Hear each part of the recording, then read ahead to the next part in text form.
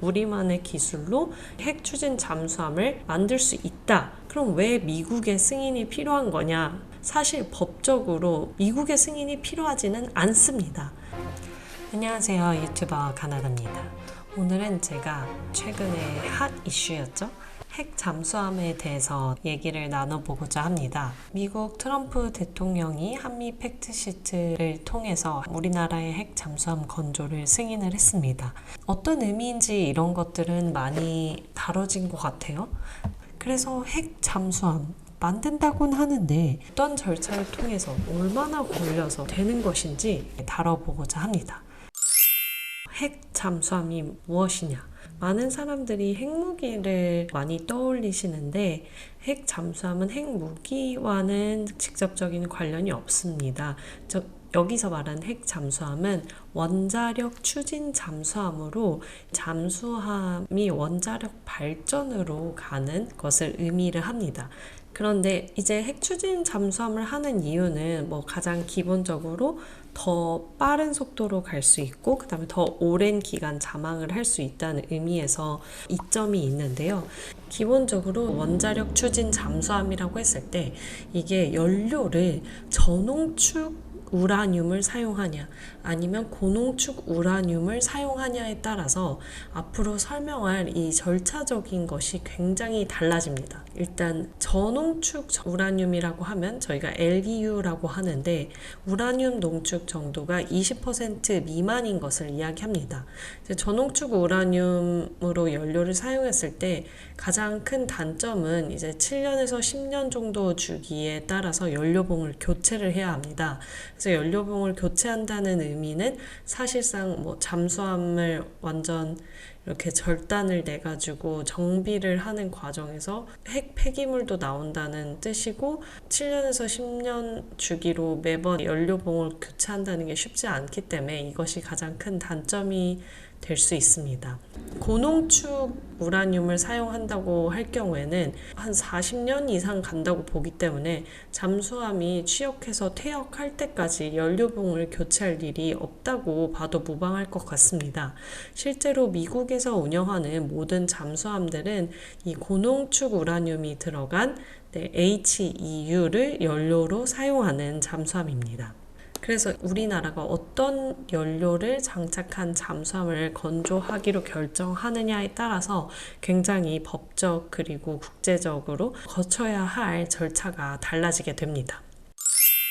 먼저 간단하게 저희 한미 팩트시트를 보면은 이 원자력 그리고 조선 관련한 부문에 있어서 딱 두 가지가 있습니다. 하나는 미국은 한미 원자력 협정에 부합하고 미국의 법적 요건을 준수하는 범위 내에서 한국의 평화적 이용을 위한 민간 우라늄 농축 및 사용 후 핵연료 재처리로 귀결될 절차를 지지한다. 이게 첫 번째인데요. 많은 뉴스에서 약간 섞어 쓰는 것 같아요. 이 첫 번째 거는 사실 핵 잠수함과 직접적인 관련이 없습니다. 한미 원자력 협정 자체가 미국의 원자력법 123조를 기반으로 맺어진 협정인데 이 미국 원자력법 123조에 의하면 다른 군사적 목적 해당이 안 된다고 되어 있습니다. 즉 원자력 추진 잠수함을 만든다고 할 때 이것이 직접적인 핵무기가 아니더라도 군사적 사용을 목적으로 하는 것이기 때문에 따라서 이 첫 번째 우리가 합의한 민간 우라늄 농축 및 사용 후 핵연료 재처리 이 문제는 핵 잠수함 건조와는 직접적인 관련이 없다고 보는 것이 맞습니다.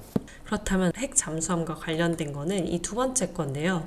미국은 한국이 핵 추진 잠수함을 건조하는 것을 승인하였다. 미국은 이 조선 사업의 요건들을 진전시키기 위해 연료 조달 방안을 포함하여 한국과 긴밀히 협력해 나갈 것이다. 이 부분이 이제 원자력 추진 잠수함, 즉 핵 잠수함과 직접적인 관련이 있는 부분입니다. 이렇게 팩트시트가 나간 이후에 트럼프 대통령이 트루소셜에 한국은 핵 잠수함을 필리 조선소에서 건조하게 될 것이다 이런 문구를 올렸는데 이 부분은 이제 서로 협의가 되지 않은 부분인 것 같아요. 많은 우리나라 고위 관계자들의 언론 설명에 따르면은 잠수함 건조는 한국에서 하는 것으로 전제하고 있다 이런 이야기를 했었는데 따라서 이 부분에 대해서는 양국이 약간 이견이 있는 것으로 보입니다.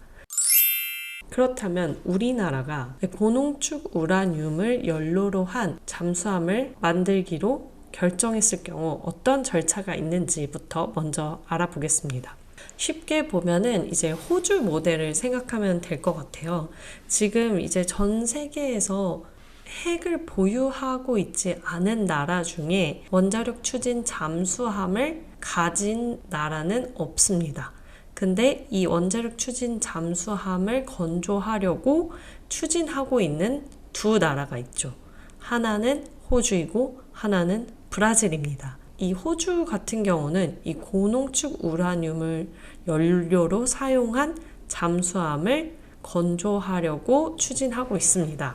이것은 바이든 정부 때로 거슬러 올라가는데요. 2021년에 오커스 그룹, 호주, 영국, 미국 이 3자 간의 동맹을 통해서 호주에게 핵 추진 잠수함을 판매하고 또 호주가 핵 추진 잠수함을 건조하는 것을 지원하기로 협의를 합니다. 핵 잠수함을 판매하는 경우는 2032년을 시작으로 미국 버지니아급 잠수함을 3척에서 5척 정도를 판매하는 것을 담고 있고, 또 다른 하나는 호주가 잠수함을 건조하는 건데, 이건 2030년 후반부터 영국이 지원하는 걸로 이렇게 협의를 했습니다. 근데 이 경우 이제 주목해야 될 것은 미국과 원자력 법상 123조는 평화적 목적인 경우에만 협력을 허용하고 있고, 이제 여기 원자력법에 보면은 외국과 군사적 목적으로 핵 물질, 원자력, 기술과 관련해서 협력을 할 때는 이게 91조의 예외 조항을 두고 있습니다. 그래서 이 예외 조항에 따르면 별도로 미국과 이제 다른 협정을 맺어야 되고, 그 다음에 의회의 승인을 받도록 되어 있습니다.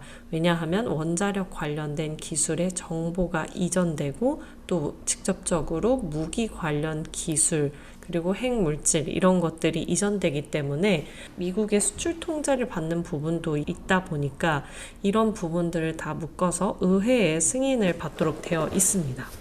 그렇게 해서 호주는 2024년에 이제 미국 의회에서 오커스 잠수함 이전 승인법을 통과시킵니다. 그런데 이제 여기서 주목할 거는 미국이랑 영국이 고농축 우라늄 연료를 담은 원자로를 완전히 봉인해서 그 자체를 넘겨주는 걸로 되어 있습니다. 그렇기 때문에 이거는 호주가 잠수함을 건조하는데 고농축 우라늄 연료를 그냥 제공하는 것이 아닙니다. 잠수함은 호주 것이지만 어떻게 보면 핵물질은 여전히 미국과 영국의 소유라고 보는 것이 더 맞는 이런 형태로 계약이 되어 있습니다. 왜냐하면은 고농축 우라늄 자체는 거의 큰 기술적인 허들 없이 핵무기로 발전할 굉장히 큰 위험성이 있는 물질이기 때문에 만약에 우리나라가 고농축 우라늄을 연료로 하는 잠수함을 건조하겠다라고 하면 거의 호주 방식대로 고농축 우라늄을 원자로에 완전 봉인을 해가지고 전달받는 형태, 이렇게 되는 것이 가장 예측 가능한 시나리오입니다. 그런데 이제 그렇게 되면 사실상 이 원자로에 대해서는 미국과 영국의 기술이고 그들이 다 관리를 처음부터 끝까지 해야 되는 것이기 때문에 굉장히 관여를 많이 받을 수밖에 없겠죠. 대신 고농축 우라늄이 들어가니까 연료를 중간에 교체해야 할 일이 없다는 것은 매우 큰 장점입니다.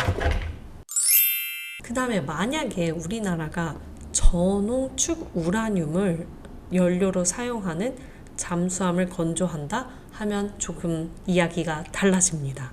미국 원자력법 그리고 미국과 체결하는 원자력 협정이나 이런 것들은 다 미국의 기술, 미국의 핵물질, 미국의 원자로 관련 소프트웨어, 이렇게 미국과 관련된 것을 사용할 때만 적용되는 것입니다. 따라서 우리가 저농축 우라늄을 사용해서 우리만의 기술로 우리만의 원자로로 온전히 잠수함을 만든다고 하면 사실 미국과 별도로 협정을 맺고 또 별도로 미국의 의회의 승인까지 받지 않아도 된다는 것이 특징입니다. 그렇다면 만약에 우리가, 이건 가정적인 겁니다. 우리가 기술적으로 원자로 기술도 이미 독자적으로 많이 개발을 해놨고 잠수함 관련돼서도 충분히 기술이 쌓여서, 그러니까 전홍축 우라늄을 수입만 한다면 우리만의 기술로 핵 추진 잠수함을 만들 수 있다라고 가정을 했을 때, 그럼 왜 미국의 승인이 필요한 거냐라고 물을 수는 있죠. 사실 법적으로 명확히 미국의 승인이 필요하지는 않습니다. 하지만 이제 핵 연료를 공급하는 것과 관련해서 이제 Nuclear Suppliers Group이라는 국제 수출 통제 그룹이 있는데, 전홍축 우라늄을 저희가 수입을 할 때 이들의 어떤 통제를 받게 돼 있는데, 여기서 미국의 입김이 굉장히 강력하기 때문에 미국의 지원 없이, 협의 없이 바로 우리 모든 기술을 투입해서 건조 시작하기에는 무리가 있다는 것입니다. 그래서 이번에 트럼프와의 이런 협의, 그 다음 팩트시트로 미국이 한국 핵 추진 잠수함을 건조하는 것을 승인한다 라고 이렇게 문서로 남겨놓은 것은, 우리가 아무리 미국 기술을 사용하지 않고 독자적인 기술로 잠수함을 건조한다고 하더라도 굉장히 의미가 있는 것으로 볼 수 있습니다. 그래서 제가 방금 말씀드린 대로 처음부터 끝까지 다 우리만의 기술로, 절대 미국의 기술을 사용하지 않고 하겠다 하면은 미국의 의회 승인이나 미국과의 별도 협정을 맺는다거나 이런 법적인 절차는 많이 간소화되는 것입니다. 이런 방식은 지금 브라질 모델과 유사하다고 할 수 있습니다. 브라질의 경우에는 일부 프랑스 기술의 지원을 받아서 이제 자체적으로 LEU 기반의 핵 추진 잠수함을 건조하는 것을 지금 추진을 하고 있습니다. 따라서 별도로 미국과는 협력을 하지 않고, 어떻게 보면 우리나라가 만약에 우리만의 기술로 사용을 한다고 했을 때 이런 브라질 모델과 유사한 방식으로 절차를 밟는다고 생각을 하면 될 것 같습니다. 하지만 실제로 과연 그렇게 하나도 미국의 기술을 사용하지 않고 우리나라 기술만으로 이 핵 추진 잠수함을 만들 수 있을 것이냐라고 하는 것에서는 이제 좀 사람마다 평가가 다른 것 같긴 합니다. 얼마 전에 국방부 장관은 우리 기술로 이제 핵 추진 잠수함을 만들 수 있다라고 말을 했는데, 저는 이제 그게 A부터 Z까지 다 해당되는 것인지에 대해서는 솔직히 잘 모르겠습니다. 물론 우리나라도 굉장히 훌륭한 원자로 기술을 가지고 있습니다. 특히 스마트 소형 모듈형 그 일체형 원자로 기술은 우리나라가 독자적으로 개발한 것이고 미국의 기술을 사용하지 않은 것으로 알려져 있습니다. 따라서 이런 기술을 활용해서 원자로를 만든다면은 사실 미국의 원자력법에 따른 어떤 통제를 받을 이유가 없겠죠. 하지만 만약에 현실적으로 핵 추진 잠수함을 만드는데 A부터 Z까지 미국의 기술, 미국의 부품, 미국의 소프트웨어를 전혀 사용하지 않는 것이 어려워서 어느 정도의 미국의 기술을 이전받거나 사용하는 게 불가피하다라고 하는 경우에는, 그러니까 아까 그 호주 모델처럼 어떤 미국과의 별도 협정, 그리고 그것에 대한 의회 승인, 이것이 모두 필요한 사실입니다. 하지만 그런 건 있죠. 미국 정치적으로 우리나라가 고농축 우라늄을 연료로 사용한, 아무리 그 봉인된 원자로를 넘겨받는 것이라고 하더라도 HEU 기반의 핵추진 잠수함을 만든다고 할 때와 LEU 기반의 핵추진 잠수함을 만든다고 할 때의 그 둘 간의 미국 내에서 정치적 어려움은 다를 것 같습니다. 왜냐하면 앞에서도 말씀드렸다시피 고농축 우라늄 같은 경우는 바로 핵무기로 개발될 가능성이 높기 때문에 꼭 미국 의회 내에서도 마찬가지고 미국 정부 내에서도 마찬가지고 굉장히 의심의 눈초리로 바라볼 수밖에는 없습니다. 굉장히 조심스러운데요. 미국이 고농축 우라늄을 포함한 기술이나 물질을 전달한 거는 영국 이후로, 그리고 호주가 두 번째입니다. 그래서 만약에 우리나라가 여기에 포함된다면 사실 세 번째 나라가 되겠죠? 그런 의미에서는 굉장히 어려워 보인다. 정치적으로 쉽진 않아 보인다. 라고 평가할 수 있을 것 같습니다. 따라서 만약에 저농축 우라늄을 기반으로 해서 우리가 잠수함을 건조하게 된다라고 했을 때, 그리고 또 일부 미국의 기술을 사용해서 미국과의 별도 협정과 어떤 의회 승인이 필요하다라고 할지라도 이 부분에 대해서는 호주 방식과 절차적으로는 동일하지만 좀 정치적으로는 조금 더 수월할 수 있지 않을까도 예상해 봅니다. 그리고 여기서 잠깐 그 필리 조선소 얘기를 안 할 수가 없는데요. 트럼프 대통령이 말한 필리 조선소 같은 경우에는 민간 배를 건조하는 조선소로 여기서 잠수함을 건조하는 그런 시설도 아니거니와 특히 핵 추진 잠수함을 건조할 수 있는 그런 조선소도 아닙니다. 따라서 이 부분에 있어서 과연 필리 조선소를 기반으로 핵 추진 잠수함을 건조한다고 하면 이거는 뭐 당연히 절차적인 측면에서는 미국에서 만들어서 한국으로 수출되는 것이기 때문에 당연히 미국과의 별도의 협정과 의회 승인이 필요할 테지만, 이것을 논외로 하더라도 이 필리 조선소에 엄청난 캐파 투자가 일어나야지만 이게 가능할 것으로 보여서 이게 과연 현실적으로 어떻게 될 수 있을지 좀 의문이고, 만약에 이런 방식으로 우리가 핵 잠수함을 건조하게 된다면 이거는 뭐 호주 모델도 브라질 모델도 아닌 완전 제3의 방식의 모델이 될 수 있을 것 같습니다. 그 다음에 이제 정말 또 중요한 절차가 하나 있죠. 바로 국제원자력기구와의 협상입니다. 핵 비확산 조약, NPT 조약이라고 하죠. 사실 핵 추진 잠수함을 건조하는 것은 NPT 조약에 위반되지 않습니다.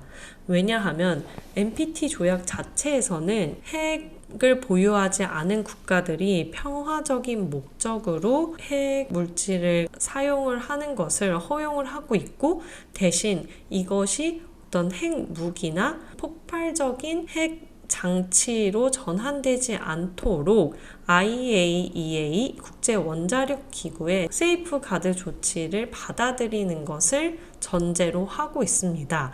이게 NPT 조약의 내용이고, 또 이에 따라서 국제원자력기구에서 마련한 포괄 세이프가드 협정에 따르면은 정확히 핵을 보유하지 않은 국가가 비폭발적인 군사적 사용을 위해 핵 물질을 사용할 경우 세이프가드 조치를 철회할 수 있다. 그리고 이것을 철회하기 위해서는 국제원자력기구와 별도로 협정을 맺어야 합니다. 따라서 우리가 고농축 우라늄으로 가든 저농축 우라늄으로 가든 어쨌든 그것은 비폭발 군사적 사용을 위해서 핵 물질을 사용하는 것이기 때문에 이것에 대한 세이프가드 조치를 해제하기 위한 IAEA와 별도 협상이 필요합니다. 실제 호주도 지금 이를 위해 원자력기구와 협상을 하고 있고, 브라질도 마찬가지입니다. 그런데 이게 굉장히 까다로운 협상이라고 많이 알려져 있습니다. 왜냐하면 그 어느 나라도 이제까지 그 비폭발 군사적 사용을 위해 세이프가드 조치를 처리할 수 있다는 이 조항을 발동해서 별도의 협정을 맺은 나라가 없습니다. 캐나다가 예전에 그걸 한번 시도를 했다가 다시 그냥 안 하는 것으로 접었고, 이제 호주랑 브라질이 이 핵 추진 잠수함을 만들기 위해서 처음으로 이 조항을 근거로 협상을 하고 있는 중입니다. 따라서 이게 어떤 방식으로 세이프가드 조치가 해제될지에 대해서는 아직 명확하게 모델이 없는데요. 연구기관에서는 여러 가지를 이제 예상을 하기는 합니다. 굉장히 까다로운 절차가 될 것이라는 것에는 이견이 없습니다. 그래서 마지막으로 그렇다면은 이 각각의 방식들이 얼마나 걸릴지에 대해서도 좀 궁금한 점입니다. 사실 호주 같은 경우에는 2021년에 그렇게 오커스를 통해서 협의를 했는데 미국의 핵 잠수함을 받는 게 2032년인 거고, 그 다음 호주가 잠수함을 건조하는 또 2030년 후반대로 되어 있습니다. 그러니까 거의 협의한 것 기준으로는 봤을 때 15년에서 20년 후로 이렇게 타임라인이 설정이 된 것인데요. 근데 이마저도 지금 굉장히 불안합니다. 실제로 호주의 예전 총리가 인터뷰한 것에 따르면은 지금 이거 핵 잠수함 받을 수 있을지 없을지도 모르겠다. 왜냐하면 미국이 자기네들 핵 잠수함을 건조하는 이것도 지금 못 맞추고 있기 때문에 지금 이제 호주한테 판매할 것까지 만들어야 하는데 그러한 역량이 있는 건지 이거에 대해서 굉장히 의문이 많이 제기되고 있는 상황입니다. 이것이 만약에 우리나라도 호주 모델로 간다고 하면은 물론 우리나라는 미국한테 핵 추진 잠수함을 사는 방식은 아닐 거고 호주의 두 번째 계약처럼 원자로가 봉인된 형태로 받는다 이런 식으로 한다고 하더라도 거의 20년을 쉽게 예상해 볼 수 있을 것 같습니다. 그리고 두 번째로 만약에 이것이 우리가 저농축 우라늄을 연료로 사용하는 잠수함을 건조하고 자체적인 기술을 사용해서 한다라고 했을 때 통상적으로 이제 잠수함을 설계해서 건조하고 이런 절차들을 다 거친다고 했을 때 10년 정도를 보고 있습니다.